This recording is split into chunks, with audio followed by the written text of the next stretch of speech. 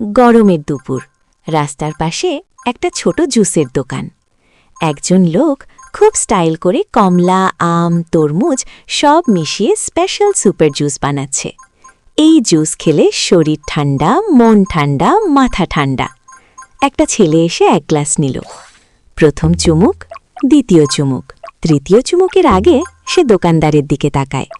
লোকটা আত্মবিশ্বাস নিয়ে বলে, কেমন? ছেলেটা কিছু বলছে না, শুধু অদ্ভুত মুখ করছে। লোকটা নিজেও এক চুমুক দেয়। তবে তার আগে আপনি যদি ছেলে হয়ে থাকেন তাহলে ভিডিওতে লাইক করবেন, আর যদি আপনি মেয়ে হয়ে থাকেন তাহলে ভিডিওতে সাবস্ক্রাইব করুন।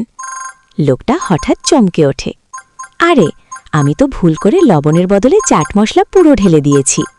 জুসের রং সুন্দর, কিন্তু স্বাদ একদম ঝাল, টক, বিস্ফোরণ। ছেলেটা হাসতে হাসতে বলে, চাচা, এটা তো জুস না, এটা তো চ্যালেঞ্জ। লোকটা একটু ভেবে সাইনবোর্ডে লিখে দেয়, ডেয়ার জুস, খেতে সাহস আছে?